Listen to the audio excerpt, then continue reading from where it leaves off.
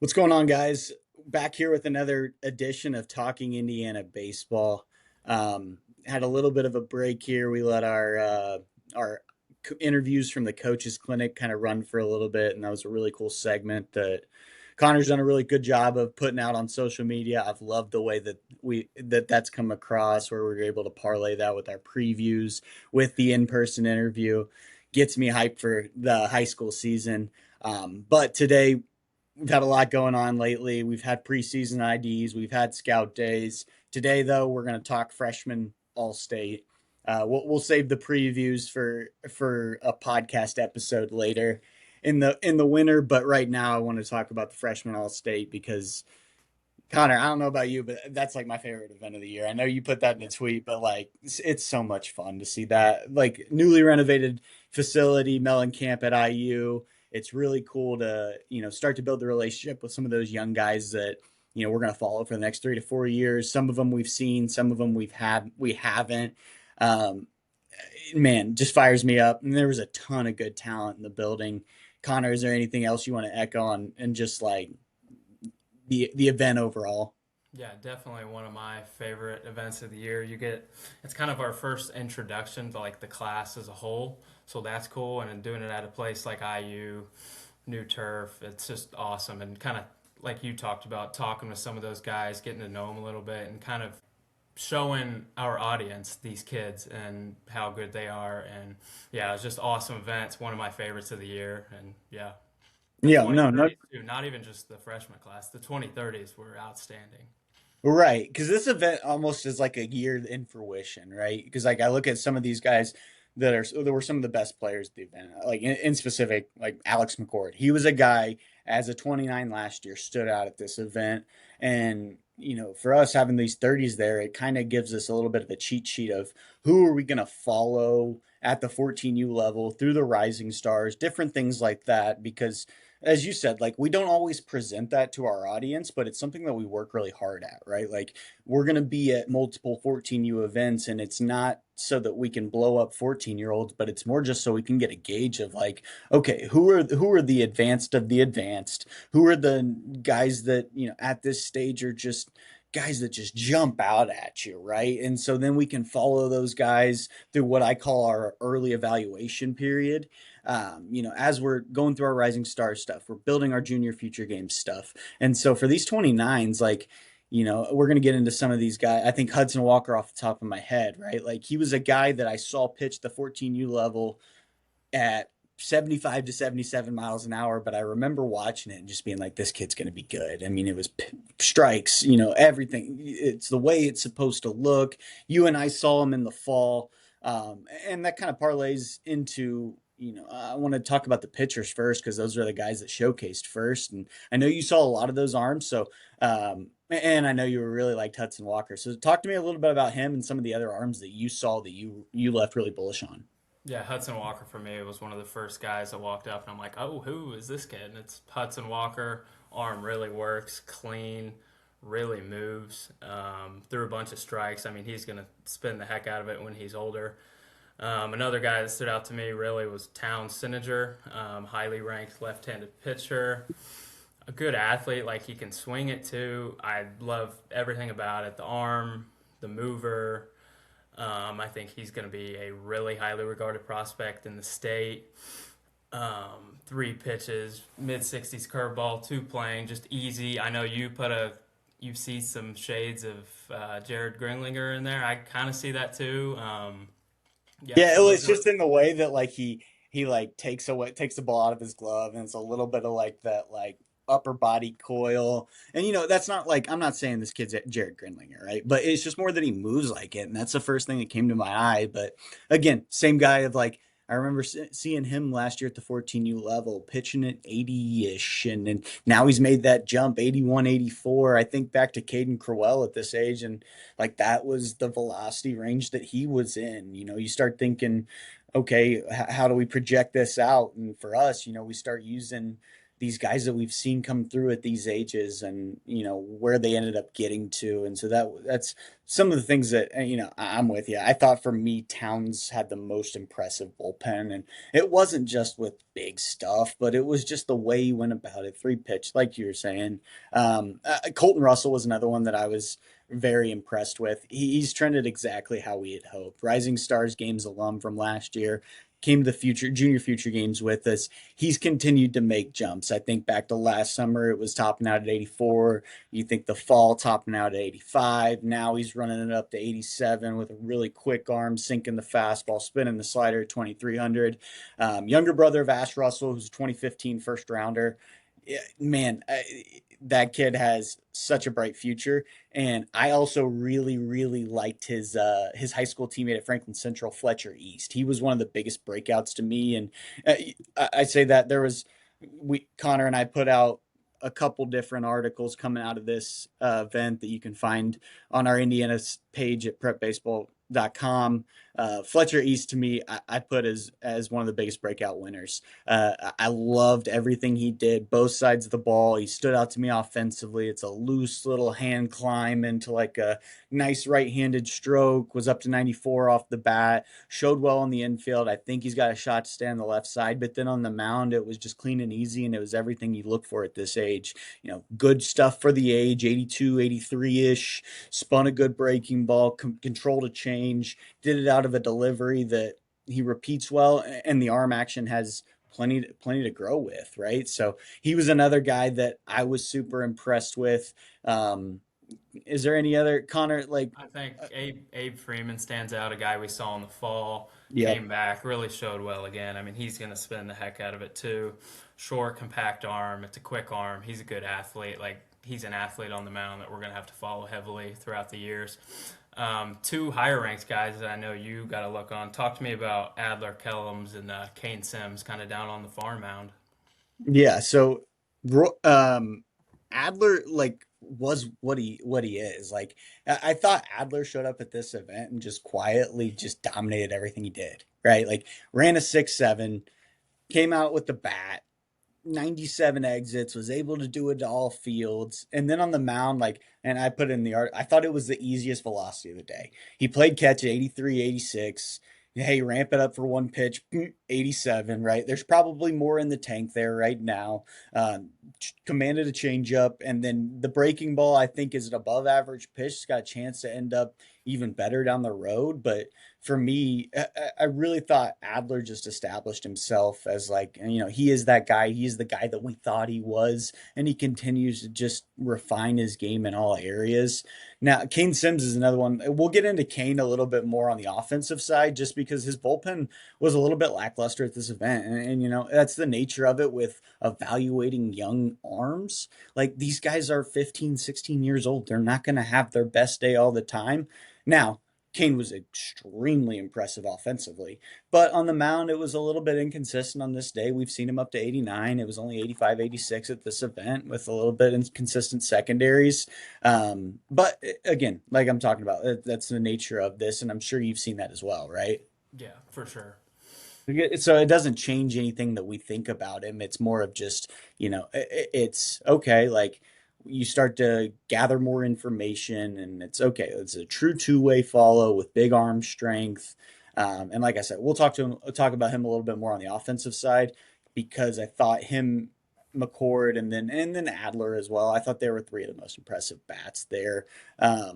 Royal Durham was another one I wanted to get into. Guy we had ranked top 10 initially, and he came back and kind of. I had the same takeaway as I did with Colton Russell. Like we liked this guy a lot in the early evals, and he just continues to trend the right way. It was 80, 81 Fall State games. Now it's 81, 83. Yeah, there's some serious carry to that fastball. The arms quickened up, which is something that I was kind of looking for from him. Like how is the arm speed going to trend?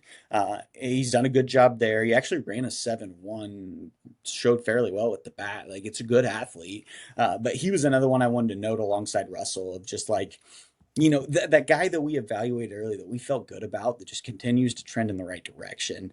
I want to turn it back to you a little bit here of I went in depth with the pitcher notebook. I went 24 deep. There was a lot of guys in this, and I talked about it a little bit in the intro of, at this age, stuff is almost like the least important, and you say least important, but it's like the stuff starts to matter more and more as we get older, right? Like the juniors and seniors, the juniors I'll use that we're about to see at the upper class all state. Like there is a certain velocity threshold that they have to reach in order for us to say, okay, this is a Division 1 caliber prospect, Power 4, mid major, Division 2 NAIA type, right? Because we're evaluating those guys against the level that they're at right now, or the level that they're going to get to, right?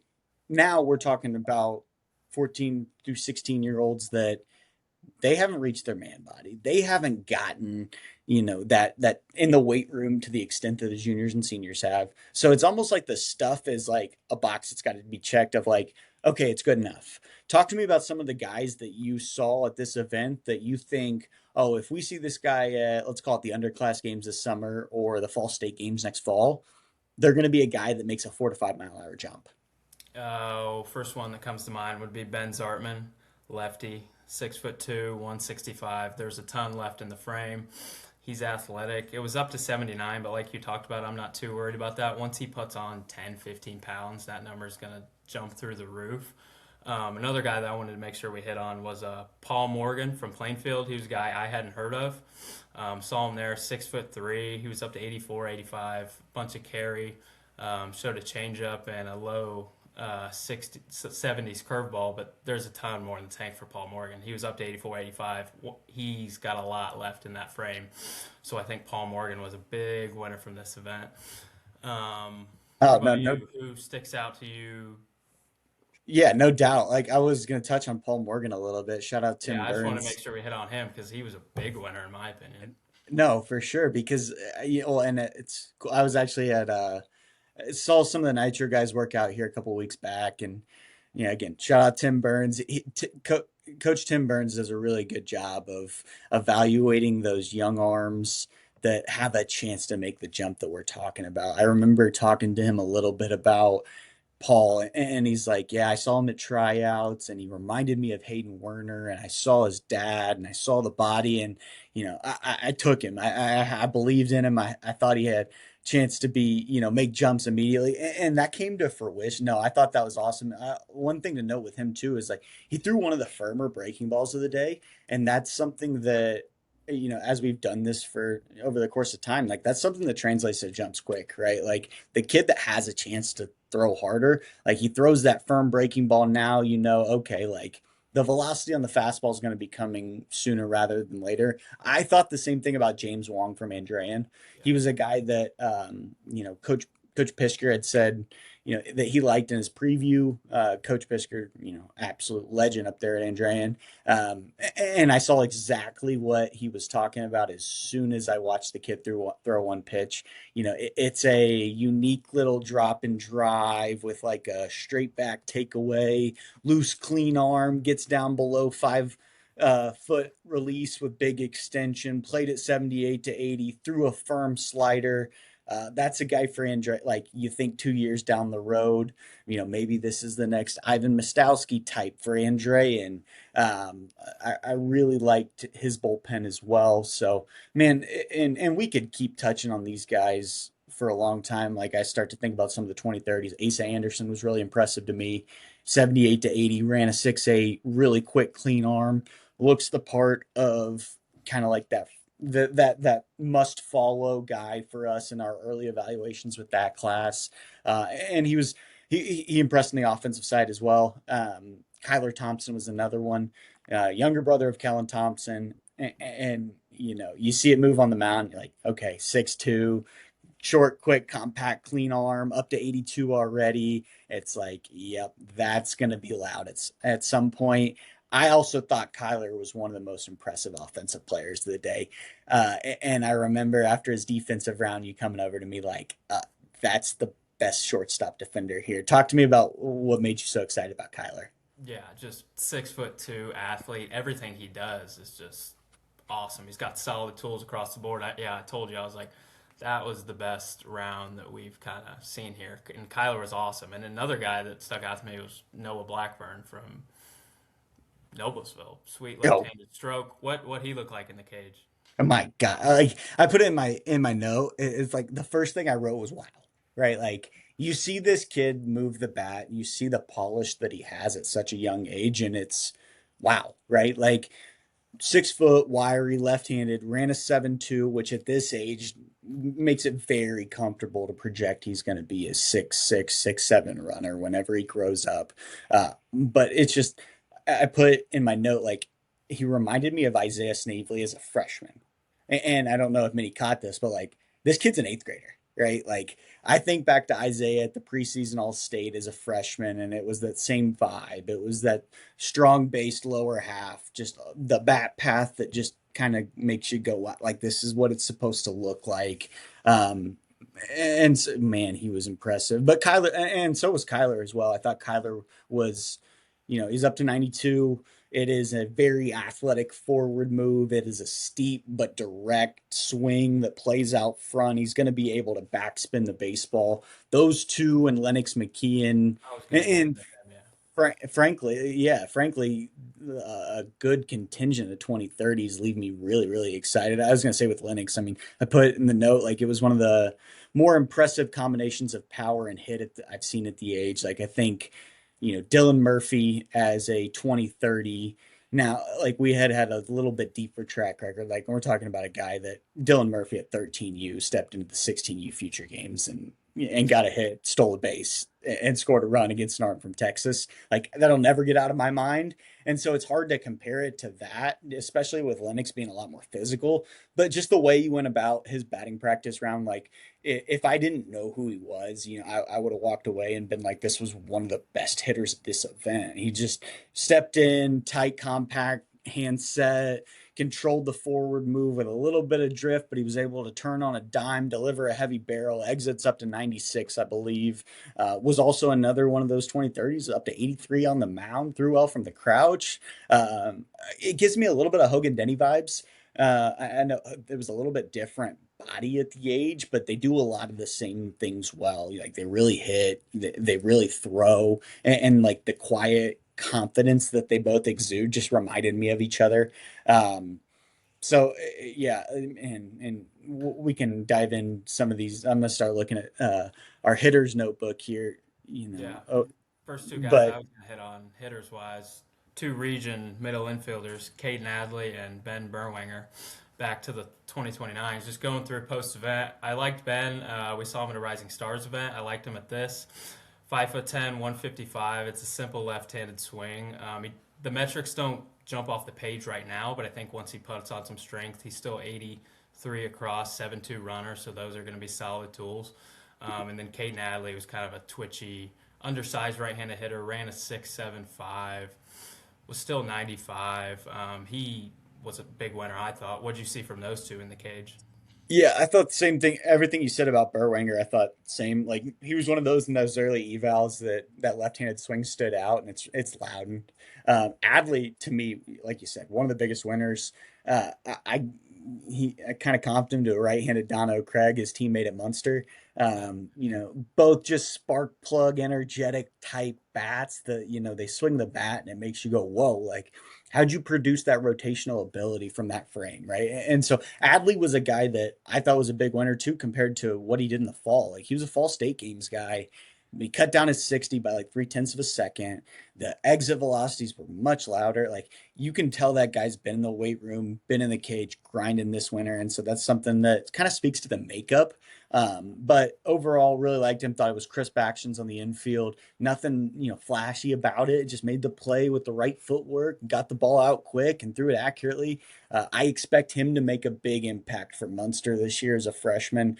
They have not been scared to play guys early, and I look at what he should be able to provide. I think he'll be able to step in right immediately and handle varsity pitching and good varsity pitching in that area to that point.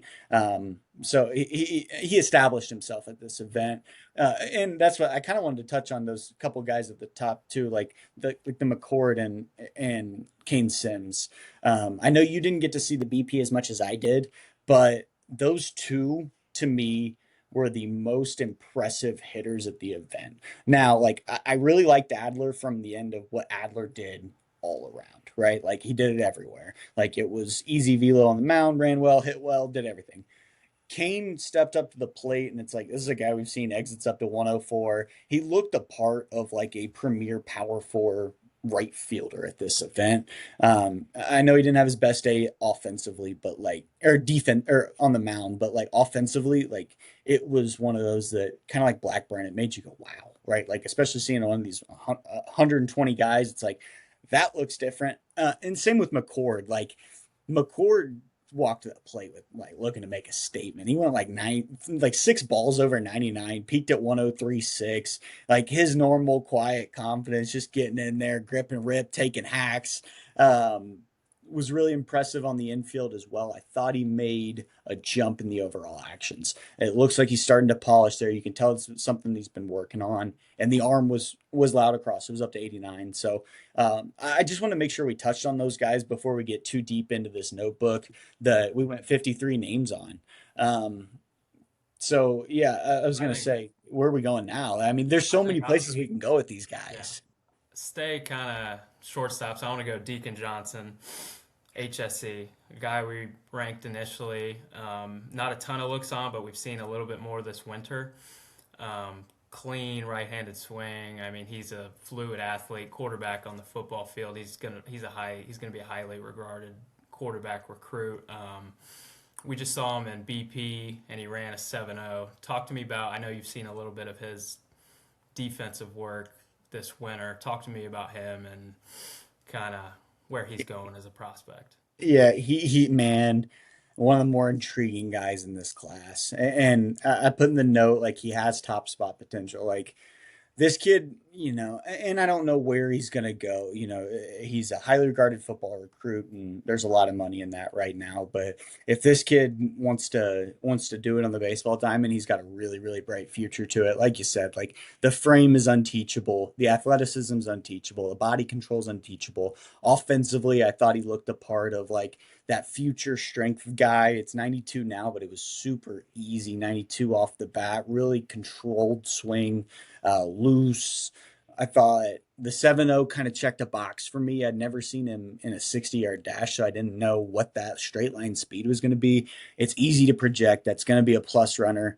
And speaking of what I saw from him defensively this winter, it's like it's some of the more polished actions, and it's some of the more polished actions that just come because like he controls his body that well. He knows how to keep his feet underneath him, the control, the ability to go glove to hand and then get the ball out quick. Like you're not surprised that he's a high level Division I quarterback with the ability to get the ball out of his hand so quick. And so for me, like man, I look at the potential that kid has, and seeing some of the high end shortstops that we've had come through at this age, and he looks the part of that guy. He's a guy that I think is going to rise for us. We may end up losing him to football, but at the end of the day, this is a power four type shortstop with the body control and the athleticism that you just can't teach. Yeah. Next guy I want to get into. You were at the hitting the whole day, going through after easily my favorite swings. Oliver Wilkinson. Not sure what he's going to do on the defensive end, but I just know he's going to hit. I love those swings every time I see it. Oh How is he? gosh. Yeah, Ollie is, and I put in my note like he reminds me of Isaac Vanderwood at the age, right? We kind of had the same, where's this guy going to play? Is he going to be an infielder? Is he going to be an outfielder? Ultimately, hitters hit, and if you can hit, you can get yourself in the lineup, right? Like he was what we saw of him all throughout early evals, but even louder offensively, right? It is that smooth on plane, strong based swing, extremely good foundation to build from. The thing that I was most impressed with Ollie was the elevation of the run tool. He ran a 6.8, and for me, that's where it starts to get to like, okay, you're athletic enough that there are multiple profiles that you can fit, but we talk about it all the time. It is a fringy 6 footer. It's a 6 footish left-handed hitter that can run, right? Like that's valued right now. And so, that's something that's going to be reflected on our board with our rankings, right? Like as long as he continues to do those things, like he provides such a high floor with the ability to hit and the ability to run that, we're going to bet on that kid. Yep. Kind of finishing off the shortstops here. Two guys with quality actions. The tools aren't going to jump off the board right now, but I thought they had, seeing the shortstops, they had some of the best actions at shortstops. Mac Williams and Hayes Loggins. Tell Yeah. me what you saw from those two guys. Yeah, that was, and I yelled it out after their round. I thought that was they both took infield together. I thought it was the most impressive group of the day, just with the way that, like, and I put it in the note. Those were one of the few guys that I looked at, and it was like, yep, this kid's gonna play shortstop. You know, you start with Hayes, and it's through the early evals, I thought Hayes was the best in-game infield defender I saw. It's crisp actions, the feet play on time consistently. You know he has a feel for that position. He made a play on a backhand where he went glove to hand, got the ball out without a step, and it was like, that's what a next level shortstop looks like. 79 out the hand. The bat's a little light right now, but it's because he's 6 foot and 140 pounds. He's a three-sport athlete that probably hasn't touched a weight room yet. I think of him in the same regard. I think back to like Grady Grant, Ben Canada at the age, like beautiful swings. They just didn't have the strength yet. Uh, and I feel the same thing about Mac, right? Like another guy I really liked in early evals. Like the instincts stand out on the infield and at the plate. Frankly, you know, kind of same deal. A little bit lighter bat, but it works on plane. It works well. I think his on plane efficiency was one of the better at the event. And then same deal in the infield. You know, he caught the ball at the right time. He caught the right hop. He got the ball out. The hands are really, really sure. Man, those are two guys that I think the weight room will do wonders for. Yeah, definitely. They have a bright future. Kind of moving to the outfielders. Who are your kind of favorite outfielders in batting practice? Oh man, Caleb Smith. Like let's Caleb Smith's a guy that, you know, he performed well in early evals. He was our quote unquote unofficial MVP at the fall state games where he came out as a first semester freshman, had 3 hits left-handed, had a homer right-handed. We've talked about him at length a little bit, you know, about his background coming here from Cal. Like you can tell that kid has taken a lot of swings in his life. Like it's just a really polished offensive swing or offensive approach, like all around both sides. I put in my note like if I had to take 3 hitters at this event and we had to go face Gannon Grant right now and I had to have a ball put in play, Caleb Smith would probably be one of the first guys I'd choose. And I think that speaks volumes about the ability to put bat to ball and the ability to get the barrel accelerated quickly. He's just such a high floor guy, and he was another one like Oliver Wilkinson. I was really impressed with the run tool progression, right? Ran a 7.5 in the fall, and now he runs a 7 flat. Like you can tell that's something that he's been getting after. And so now you start that floor starts to elevate because it's like, okay, this is a switch hitting guy that can really do it offensively, and he's going to be at least an above average runner, right? Maybe a plus. He was one that I was just like, man, that was, you know, one of those that just knocked me away. Another one, man, like I was super impressed with the gains that Chase Blanchard made. Mount Vernon kid came to our underclass games last year as an eighth grader, and at that time the bat was light, but like you saw the actions, it was really crisp. It was a left-handed swing that had a beautiful foundation, but he continued to do the work in the offseason this winter in the weight room, right? Like, you know, I'm off the top of my head, not sure what the exits were last year, but he was up to 90 now, ran a 7-1, and just one of the cleanest swings of the day. He's kind of established. I think Mount Vernon has a really good crop of underclassmen coming through right now, and he established himself as one of those guys. Yeah. A guy that really boosted their stock for me, outfielders wise, was Braxton Kellermeyer from Avon. Just looks right in the box. 6 foot left-handed hitter. Like the profile's going to play. He ran a 6.9. That's going to be a future solid tool. The swing at the plate on plane, it's going to be future strength. He was a winner for me. I wanted to we'll go back to the 2030s real quick. Grayson Riggs from Lapel. Like that dude looks impressive. Yeah, well, I was gonna say him and Parker Eigelhart were two 2030s that I watched that it was just like, yes, this is how it's supposed to look like. I put in my note with Riggs, like Riggs reminded me of Mason Meyer at the age, and I actually think I stole that from you. I think you watched the video and said like, "Oh, this has got some Mason Meyer shades." But I love the way he's able to sink knob to front foot. It keeps him in balance throughout. Short swing, high finish. He ran a 6.99, threw well from the outfield. Yeah, he's a guy that we've heard really good things about from some sources in that class. So him and Lennox at the same in the same school for 4 years. Like Lapel's gonna, on top of some of the other pieces that Lapel has right now. Like I'm excited to watch some Lapel baseball here for the next four. And then Eigelhart, like I loved him in the fall. Like that was the reason he got the invite to this event as a 2030. We watched him with that Canes Midwest group that played up on our fall circuit all fall, and he did nothing but hit. Kind of some shades of Hayden Zellers at the age with maybe a little bit more strength. I thought he had like visually one of my favorite swings of the day. It was super simple, and then like digging into the blast numbers after, like it was 72 plus average bat speed.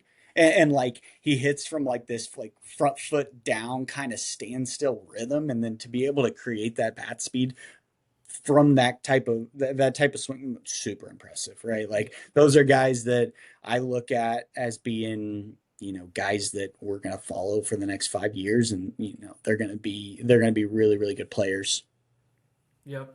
Kind of pivoting to third base here. Someone else who really improved their stock, Gideon Snavely. Oh, no doubt. Yeah. Took him to the junior future games. Just seeing his growth in that time span in all areas was impressive to me. I thought he got better in every single area. What he looked like in batting practice. Well, and it was awesome to see. Um, he the bat speed is really elevated. Like it's a very similar stroke to what it was, and that's something that I watched him in early evals, and it was like, okay, you understand if you understand the progression that Isaiah went through, and now you start to watch Gideon. It's like the swing is super clean. You see the body, and it's like waist up to here, like he hasn't made that growth yet, but it's come, like, especially knowing the family, I think he's going to end up looking like Christian. It was 95 off the bat. The bat speed, like I said, it elevated. It's always been a clean stroke. The thing that I was most impressed with was Gideon ran a 7-1, and that was a big improvement from what he'd seen previously. I actually told him after the event, like, hey dude, you're more athletic than what you think. Like you should list yourself as a shortstop, because he has those actions on the dirt. He has the arm strength to do it, and the athleticism is trending that way to where, man, I'm not profiling him as a third baseman yet. I think he's too athletic to pigeonhole him to that corner spot. Yeah, man, I was really impressed with that. I'm excited to see how he translates it in game this spring, this summer. Does he get a chance to play for Snyder as a freshman? But he's one that I think kind of along the lines of Hayes, Loggins, and Mac Williams, like we have not seen the best of Gideon Snavely yet, and it's only going to keep getting better and better. Yep.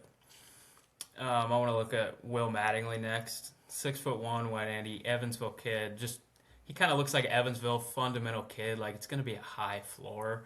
I think he's going to really have some power as he gets older. It works on plane and it's pretty easy effort.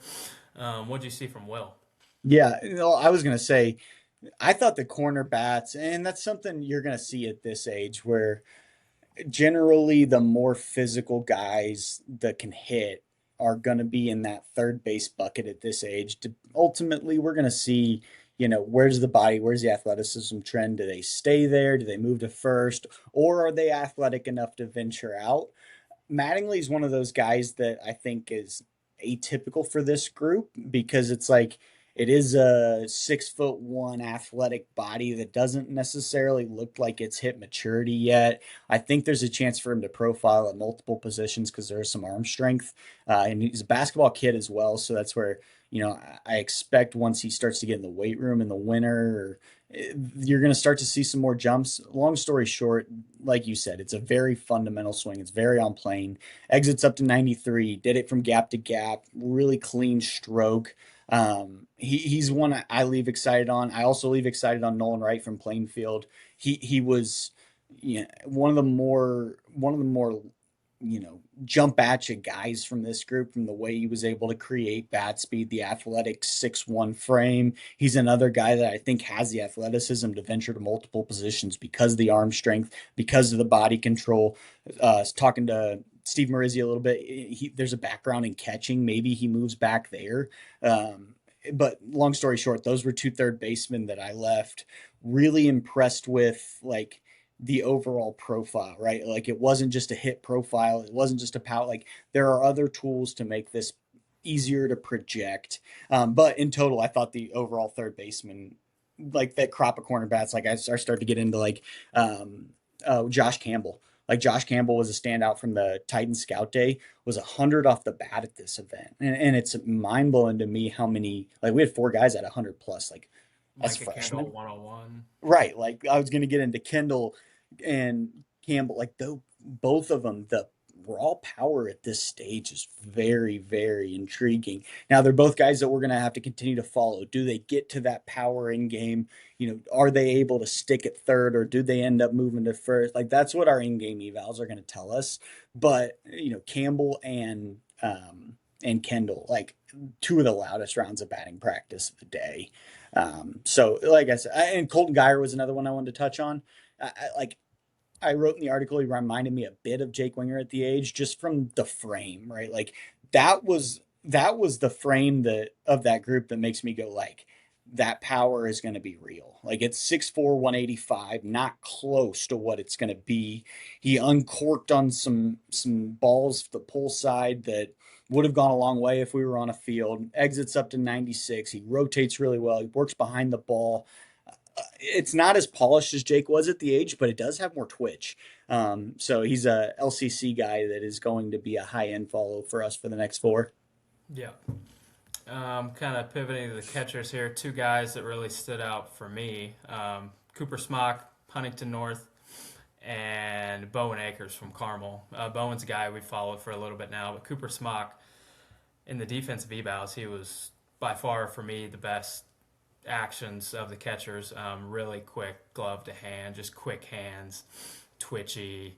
I really liked him at the defensive evals, and Bowen Akers really did well for himself here. What'd you see from the catchers? Yeah, I'm with you. Like Bowen took the steps that we'd hoped, right? Like we watched him a ton. He's starting to put on strength. He's starting to get more athletic. He ran a 7-1. The bat was a little bit louder.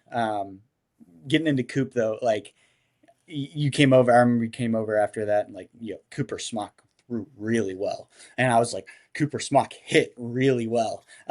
He's a guy, and I remember talking to him last summer, like, hey man, like you don't have the frame that's going to make people jump out. Like you got to get in the weight room. You got to focus on building twitch. You got to focus on building muscle, and he did that, man. Like at the plate, super quick hand. Like his hands work. 91 off the bat, peppering balls, line drives, gap to gap.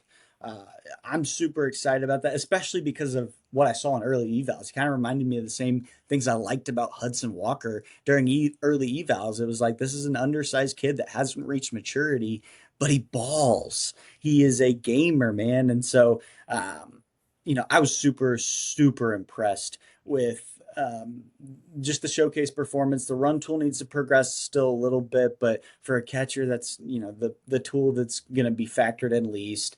I also thought Sam Marion and Henry Cherry were solid there as well. Henry's a guy that we've seen a ton of. Son of a varsity coach, the instincts in game are something you can't really measure in a showcase. But he stepped to the plate, short swing on the barrel, 86 off the bat. Thought he looked good in the infield evals. The defensive numbers, the pops, the arm strength from the crouch. They check boxes offensive or on the catcher side. And then Marion was a guy I actually hadn't seen coming into this event. Coach Hatfield had said really good things about him. I was excited to see him. Came in here and it was like, okay, like he's starting to establish himself. We've seen there are 5 to 7 catchers in this group that I look at that have like kind of more advanced than the rest, and he's one of them after this event. I like the base of where the swing's at. It's a strong base lower half. He's got quick hands. He works direct to the ball. It was 89.5 off the bat, and I'm still sifting through some of the receiving videos, but the receiving videos from him look very crisp. He looks the part of like that Center Grove steady handed receiver that they've had as long as I've watched Center Grove baseball. Yeah. As we kind of wrap it up here. Was there anyone we missed? We wanted to. Yeah, I wanted to touch on two guys, and more in the athlete realm. So Legion Gargett and Luke Stevenson. So Stevenson was a guy that we ranked in our initial evals because of the floor that he provided. And so I looked at Luke of, okay, we're talking about a plus runner already, runs a 6'6", that can really go get the ball in center field. Like that floor is so high, and he made really solid trends at this event. Like the bat's gotten a little bit louder. He was 90 off the bat. It was pretty easy to do it. Reminded me of Malik Perkins in some ways of just like, twitch you can't teach. And then after that, it was like with Legion. This is the first time seeing Legion, but I got a chance to see his brother Caius, but almost all 4 years. I think it was from his sophomore year growing up. And wow, they are very similar. Caius is now at TCU. Legion has that same like longer framed, wiry athleticism and the same premier foot speed. Ran a 6'6". I thought the actions overall from a baseball perspective were raw, but I thought the same thing about Caius at the same age. And, for us, that's why we do bet on athletes, because it's like those guys have that ability to continue to polish, but they have something that they can't teach, and it's the feet. Right. And so Legion was another one that I walked away like, man, this is going to get better. This is a guy that's got a shot. Christian Wessel was another one. High floor bat, a part of that good group of third basemen. I know Coach Droshi has said nothing but great things about this kid. Switch hitter, 94 off the bat, looked the part of just a hitter. That's what I saw in early evals too. Like, every time I watched him, it's like he's got like this hitterish vibe in the box. It looks like he knows what he's doing. With that combination of him and Kellermeyer, I like the future for your Orioles. Wanted to jump back into another 30, man. Louis Williams is a guy that I think, and I put it in the note, like the metrics were lackluster right now. Like if you looked at the metrics across the board, I think he ran a 7.6 and it was like 83 off the bat and he's 78 across, like some of the best actions of the day everywhere. I think thought, go ahead. Drew Narita too. I might have botched that name, but 2030 from Andrean, catcher, 6'4", like looks really right. It's an uphill swing, but yeah, he's got a shot to really have some power in the future, and he's going to be a guy that we're probably going to be following here for a while. Well, 100%. And to that point, I actually watched I missed his bullpen in event and I watched it back yesterday. The dude's got a chance to throw really hard on the mound too. I think there's a real two-way projection as it goes right now. The arm, it's one of those, you see big bodied kid and he's a catcher. So it's like a short, quick takeaway. Like that is an arm that has a chance to jump quickly. Sticking on the 2030s, Jack Evener from Crown Point. He was, I remember we invited him because I thought he was one of the more impressive 2030s on our Rising Stars series last year. And so, I sent the email, hey, really hope to see you at this event. Really liked you last year. He came out and was even better. The fastball velocity jumped from like 75 to 78. It's a really easy, well sequenced delivery. Like he does everything very easy. Left-handed hitter was up to 91 off the bat with like this 6'2" frame that is going to mature into strength at some point. He was another one that I liked. I'm kind of scrolling through this article here to make Two sure I more, didn't go two ahead. more 29s I want to throw in here. Southern Indiana kids. I wanted to go with Knox Simmons and Kipton Klusner.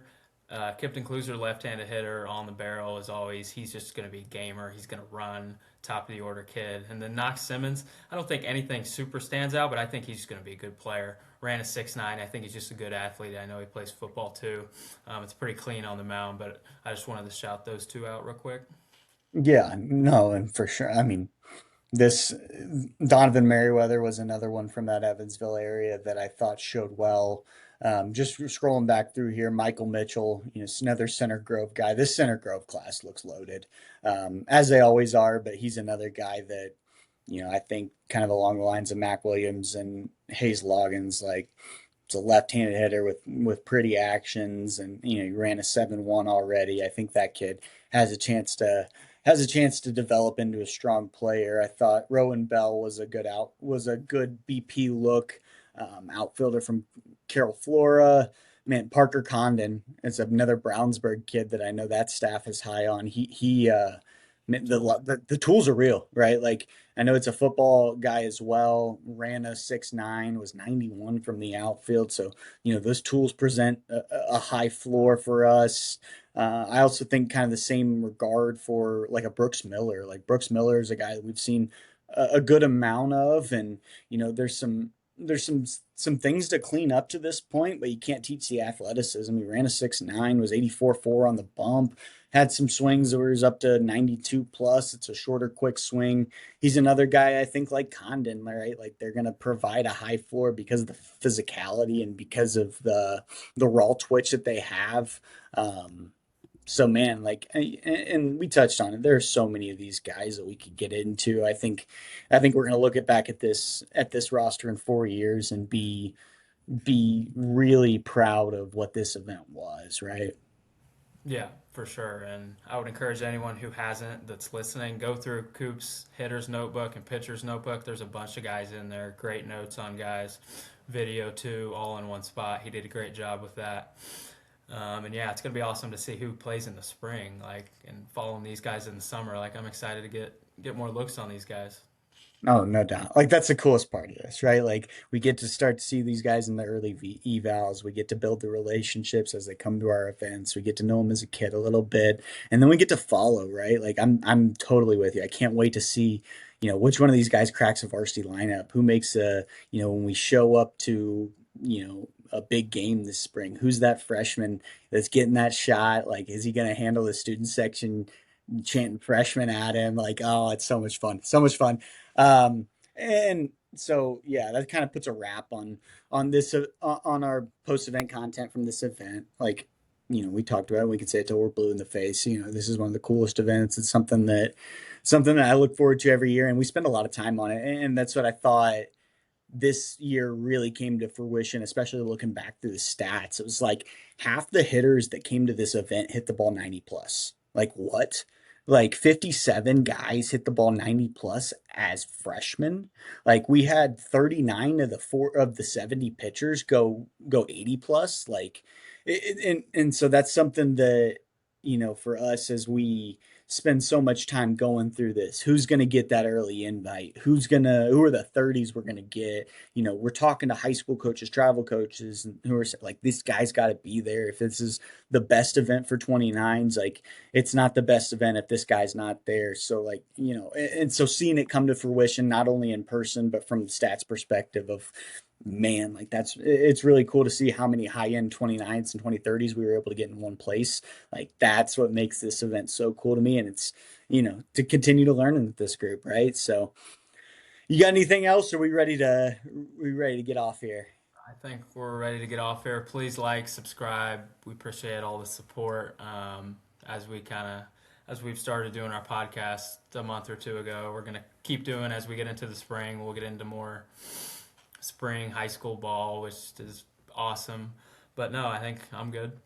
Awesome. Yeah, I can't wait for those podcasts we're gonna roll out talking about some of the spring stuff. But we still have some awesome events here to come. We still have our upper class and our underclass all state here in 2 weeks, and then we are about halfway through our preseason ID series, and we'll have another podcast that we kind of have in specific to talk through all those. I thought our preseason ID series has been awesome this year.